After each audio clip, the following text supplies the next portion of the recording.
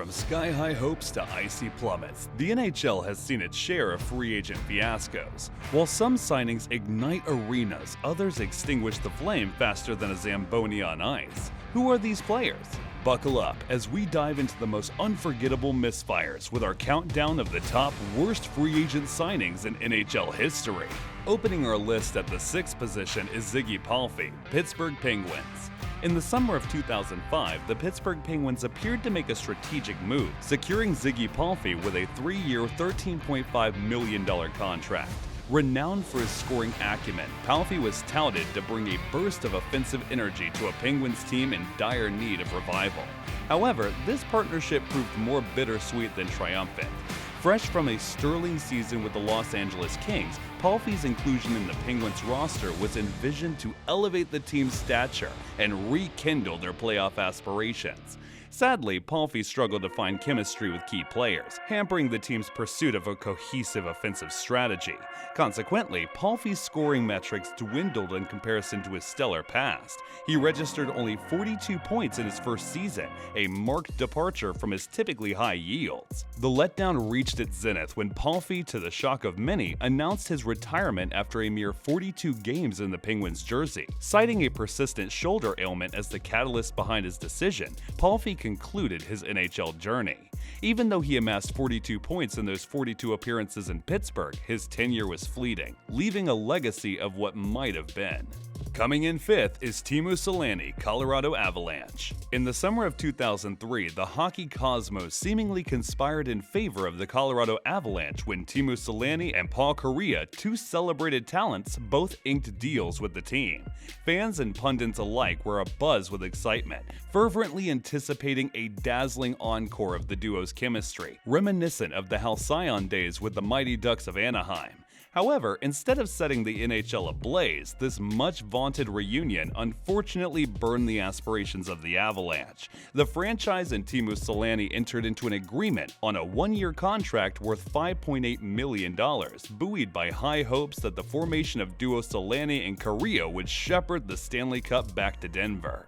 To the dismay of many, Selänne's stint with the Avalanche during the 2003-2004 season was underwhelming.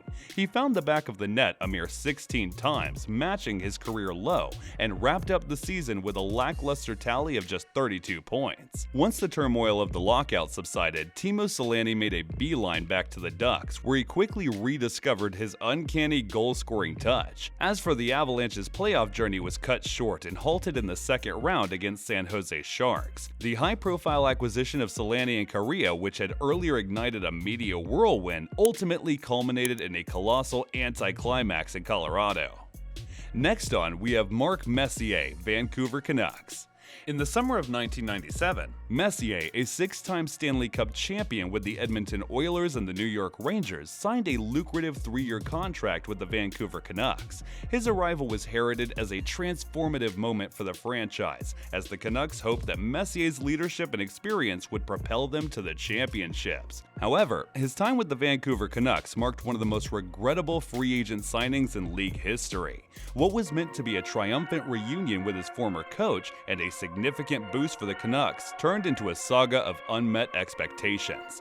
Right from the beginning, things didn't go according to plan. Messier's leadership style, which had been successful in New York, clashed with the Canucks' existing team culture.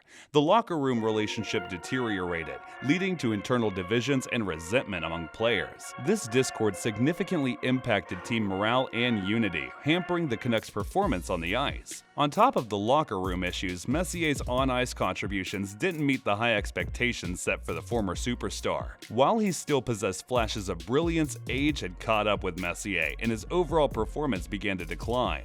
The Canucks had signed him on a deal that was worth almost $20 million over 3 years and included options for further 2 years. Messier was able to post decent point totals throughout the course of his 3 seasons in Vancouver, even though he ended up being an extremely inefficient player with a rating of -37. On to the last 3. We have Scott Gomez, New York Rangers at the 3rd position. The New York Rangers' 2007 signing of Scott Gomez was heralded with immense anticipation.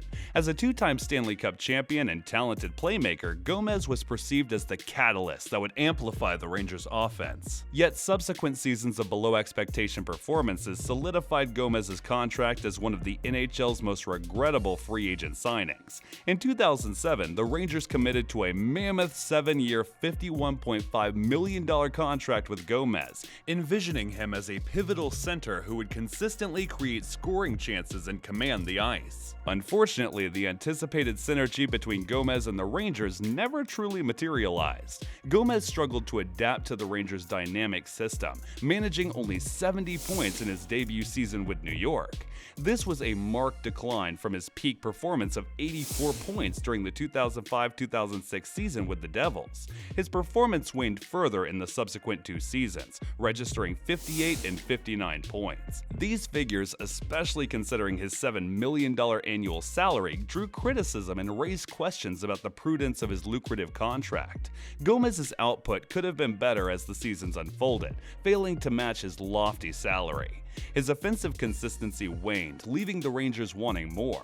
Ultimately, the Montreal Canadiens, who acquired Gomez via a trade, bore the financial implications of his deal. Choosing to mitigate the situation, they later bought out Gomez's contract, bringing an end to one of the NHL's most ill-fated agreements. Coming in second is Theo Fleury, Chicago Blackhawks. Theo Fleury's stint with the Chicago Blackhawks is widely regarded as one of NHL history's most infamous free agent signings. Celebrated for his dynamism and skill as a forward, the Blackhawks' acquisition of Fleury in 2002 was met with great enthusiasm and lofty expectations. However, the subsequent chapter was marred by personal struggles, declining performance, and team mismanagement, resulting in a regrettable chapter for both Fleury and the franchise. The Blackhawks had hoped that Fleury's scoring finesse and playmaking ability would rejuvenate their roster and bolster their championship ambitions. His 2-year, $8.5 million contract appeared to be a reasonable gamble based on his track record. However, the organization could not have predicted the magnitude of Fleury's off-ice struggles. His battles with substance abuse, which had previously sounded alarms during his spell in Calgary, intensified in Chicago.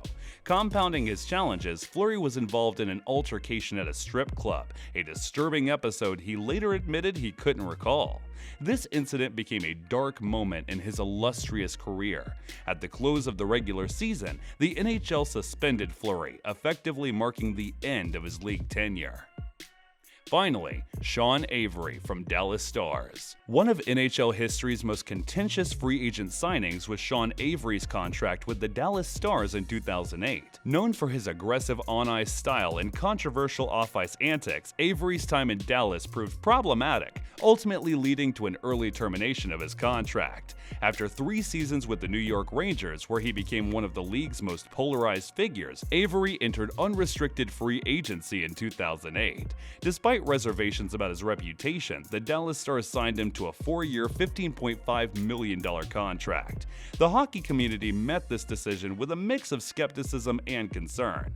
While Avery had undeniable talent, his confrontational demeanor and off-ice distractions overshadowed his contributions on the ice. He faced multiple league-imposed fines and suspensions throughout his career, making him a potential risk for any team.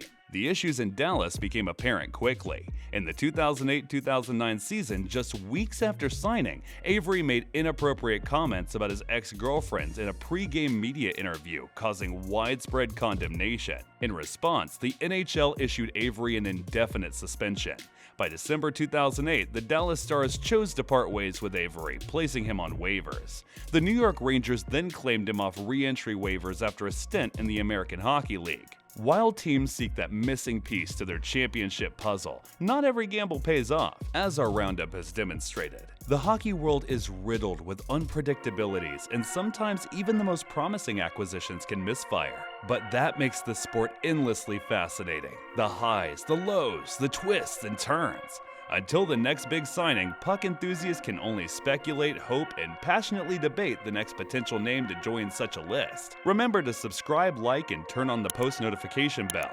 Also, let us know in the comments section which other players you'd say were the worst free agent signings in NHL history. Until next time, keep your eyes on the ice and enjoy the game's unpredictable ride.